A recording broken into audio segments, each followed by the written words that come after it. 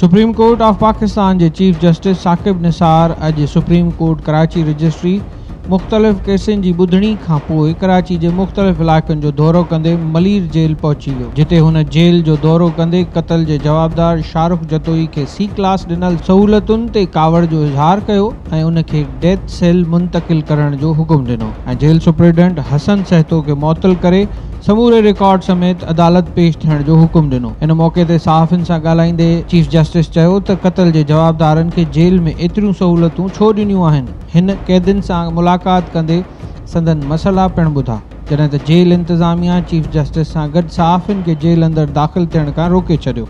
यादि रहे त मलीर जेल में मनी लॉन्ड्रिंग केस जा अहम जवाबदार अनवर मजीद ऐं हुसैन लवाई भी क़ैद आहिनि। ॿिए तरफ़ चीफ जस्टिस बिन कासिम सनती एरिया में मौजूदु मल्टीनेशनल कंपनी जे वाटर ट्रीटमेंट प्लांट जो दौरो कयो ऐं कंपनी जे ज़िम्मेवार ऑफिसरनि खे शाम ताईं समूरनि कागज़नि सूदो पेश थियण जो हुकुम कयो। चीफ जस्टिस साकिब निसार इन मौक़े ते चयो त पाणी जे ॼाणायल कंपनी जंहिं ज़मीन ते लॻल आहे उन ज़मीन जा लीज़ कागज़ ई मौजूदु न आहिनि। हिन ॼाणायल कंपनी जे मालियाती खातनि जो पिणु दौरो कयो ऐं कंपनी में मुलाज़िमनि न हुजण ते पुछा कई त मुलाज़िमनि खां सवाइ कमु कीअं हले थो। सामी मेमण, ज़िलो Malir, voice of Sindh TV, London.